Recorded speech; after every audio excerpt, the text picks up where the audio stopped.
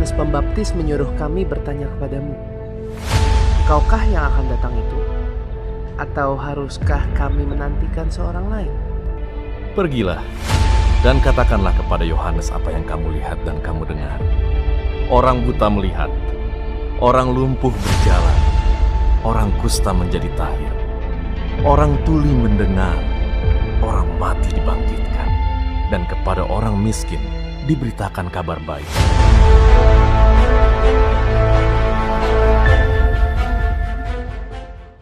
Shalom saudara-saudari, kembali kita di channel ini untuk mendengar lagi firman Tuhan, pastinya sesuai apa yang dikatakan Alkitab. Terima kasih saudara dan saudari yang terus support channel ini. Admin doakan kita semua dalam keadaan yang baik, karena Tuhan menyertai kita semua. Amin. Video sebelum ini kita sudah pun mendengar kisah nyata tentang kehidupan Yohanes Pembaptis. Baik kita yang mungkin tidak berkesempatan mendengar pelajaran tersebut, linknya ada di description. Nah, pelajaran kali ini adalah lanjutan dari video sebelum ini. Saudara dan saudari, Yohanes Pembaptis mengetahui segala peristiwa yang telah menandai kelahiran Yesus. Kenyataan bahwa Yesus telah sekian tahun lamanya tinggal dalam kesunyian dan tidak memberikan tanda yang istimewa tentang pekerjaannya, sehingga menimbulkan rasa bimbang tentang apakah dia yang dijanjikan itu. Namun Yohanes Pembaptis menanti dengan percaya dan yakin bahwa pada waktu yang ditentukan Allah sendiri segala sesuatu akan dijelaskan. Maka dengan demikian ia akan dapat memperkenalkan dia kepada halayak ramai. Aku membaptis kamu dengan air sebagai tanda pertobatan. Tetapi ia yang datang kemudian daripadaku lebih berkuasa daripadaku, dan aku tidak layak melepaskan kasutnya.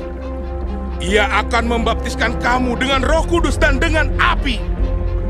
Alat penampi sudah di tangannya. Ia akan membersihkan tempat pengirikannya dan mengumpulkan gandumnya ke dalam lumbung. Tetapi debu jerami itu akan dibakarnya dalam api yang tidak terpadamkan. Maka datanglah Yesus dari Galilea ke Yordan kepada Yohanes untuk dibaptis olehnya.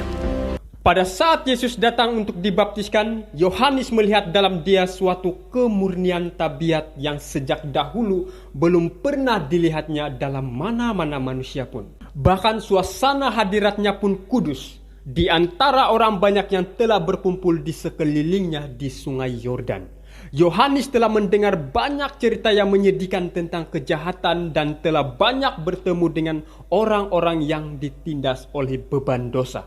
Akan tetapi belum pernah ia bertemu dengan seorang yang memiliki pengaruh yang begitu ilahi. Semua itu sebenarnya sudah dinyatakan kepada Yohanes mengenai Mesias, tetapi Yohanes segan untuk meluluskan permohonan Yesus itu. Yohanes katakan, Akulah yang perlu dibaptis olehmu, dan engkau yang datang kepadaku. Lalu Yesus menjawab, katanya kepadanya, Biarlah hal itu terjadi, karena demikianlah sepatutnya kita menggenapkan seluruh kehendak Allah. dan Yohanes pun menurutinya. Nah, berbicara mengenai Yesus dibaptis oleh Yohanes Pembaptis, banyak persoalan yang timbul yang pernah kita dengar. Ada yang bertanya, kalau Yesus Allah, kenapa dia dibaptis oleh manusia? Apakah Yesus pernah melakukan kesalahan sehingga dia juga harus dibaptis? Ini adalah pertanyaan-pertanyaan orang yang belum mengerti firman Tuhan. Mari kita lanjut. Yesus menerima baptisan bukannya sebagai pengakuan kesalahan atas perbuatannya sendiri, karena dia tidak pernah melakukan dosa. Tetapi ia menyamakan dirinya dengan orang berdosa, mengambil langkah yang harus kita ambil sebagai umatnya, serta melakukan pekerjaan yang wajib kita lakukan. Kehidupannya yang penuh penderitaan dan penuh kesabaran sesudah ia dibaptis adalah juga suatu teladan bagi kita. Jadi dapat kita lihat bahwa Yohanes Pembaptis adalah seorang yang mula-mula mewartakan kerajaan Kristus. Dan ia juga mula-mula mengalami penderitaan karena Kristus. Dari alam padang belantara yang terbuka sampailah kepada halayak ramai yang bergantung pada perkataannya, dan kini ia tertutup dalam lubang gua tahanan. Ia menjadi seorang tawanan dalam benteng Herodes. Yohanes telah berdiri sebagai seorang penegur kejahatan yang tidak mengenal takut, baik kepada orang benar maupun kepada yang rendah. Yohanes selalu menegur Raja Herodes. Dengan berani Yohanes dengan jujur menegur raja itu. Tidak halal engkau mengambil istri saudaramu. Raja yang jahat itu gemetar bila mendengar panggilan untuk bertaubat. Itu sebab Herodias wanita itu menaruh dendam terhadap Yohanes dan ingin membunuhnya. Tetapi Herodias tidak dapat melakukan hal itu karena dihalang oleh Raja Herodes. Raja Herodes takut akan Yohanes karena Raja Herodes tahu Yohanes seorang yang baik dan diutus oleh Allah. Lalu Raja Herodes memberi perintah supaya menangkap Yohanes, mengikat dan kemudian memasukkan ke dalam penjara. Ini karena rencana jahat Herodias, wanita yang Raja Herodes kawin, yang sebenarnya wanita itu istri Filipus, saudara Raja Herodes sendiri. Memang Herodeslah yang menyuruh orang menangkap Yohanes dan membelenggunya di penjara berhubung dengan peristiwa Herodias, istri Filipus saudaranya, karena Herodes telah mengambilnya sebagai istri. Karena Yohanes pernah menegur Herodes, Tidak halal engkau mengambil istri saudaramu. Maka kekecewaan dan kebimbangan Yohanes merayap ke dalam hatinya. Namun murid-muridnya tidak meninggalkan dia. Mereka diizinkan keluar masuk dalam penjara dan mereka membawa kabar tentang pekerjaan Yesus dan bagaimana orang banyak mengikuti dia. Tetapi Yohanes tetap percaya akan Kristus. Di samping kesenangan yang diperolehi Yohanes dalam pekerjaannya, sebenarnya hidupnya adalah penuh derita. Suaranya jarang didengar, kecuali di padang belantara. Hidupnya terpencil, kesepian. Ia tidak diizinkan untuk melihat hasil pekerjaan sendiri. Dia tidak berkesempatan untuk bersama dengan Kristus dan menyaksikan kenyataan kuasa ilahi. Dia juga tidak berkesempatan untuk memandang orang buta dicelikan, yang sakit disembuhkan, orang mati dibangkitkan. Raja Herodes percaya bahwa Yohanes adalah seorang nabi Allah. Dan ia benar-benar bermaksud untuk membebaskan dia. Tetapi raja menangguhkan maksudnya karena takut kepada Herodias yang dikawininya. Akhirnya Herodias wanita itu mendapat peluang pada hari ulang tahun raja dan suatu jamuan akan diadakan bagi para pegawai negara dan orang bangsawan di istana. Akhirnya tiba juga kesempatan yang baik bagi Herodias.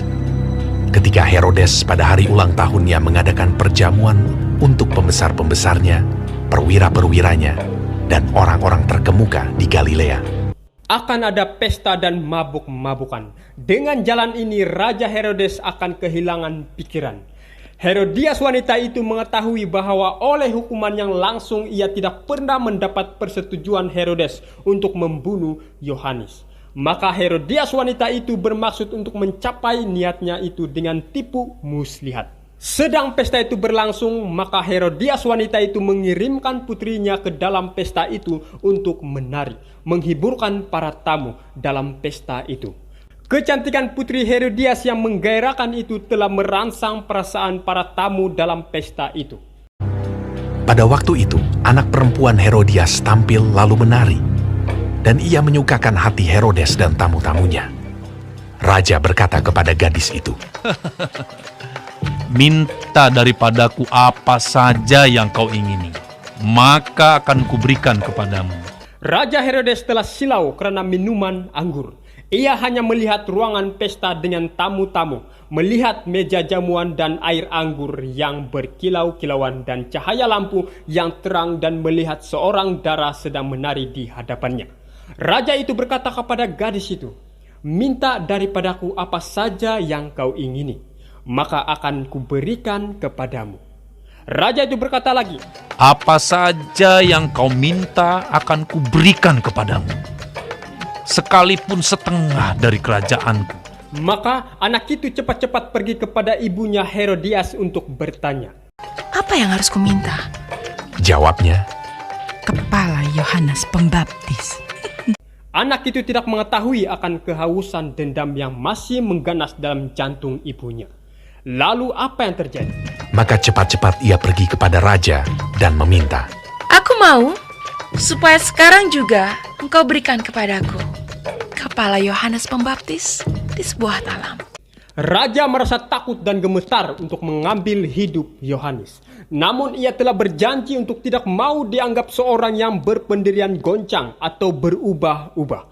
Ia telah bersumpah untuk menghormati para tamunya. Raja itu berharap seorang dari tamunya melemparkan suatu perkataan untuk menentang atau membatalkan janjinya. Maka dengan gembira ia akan menyelamatkan nabi itu. Namun sia-sia Herodes menunggu untuk dilepaskan dan sumpahnya itu. Lalu sangat sedihlah hati raja. Tetapi karena sumpahnya dan karena tamu-tamunya, ia tidak mau menolaknya. Raja segera menyuruh seorang pengawal dengan perintah supaya mengambil kepala Yohanes. Orang itu pergi dan memenggal kepala Yohanes di penjara. Tidak lama kemudian, saudara-saudari, kepala Yohanes itu telah dibawa di hadapan raja dan para tamunya. Bibir Yohanes yang dengan setia menggambarkan agar Herodes bertobat dari dosanya, kini tertutup untuk selama-lamanya. Suara Yohanes tidak pernah lagi akan didengar mengajak orang lain untuk bertobat. Ketika murid-murid Yohanes mendengar hal itu, mereka pun datang mengambil mayatnya lalu membaringkannya dalam kubur. Anggur adalah pencemooh, minuman keras adalah peribut. Tidaklah bijak orang yang terhuyung-huyung karenanya.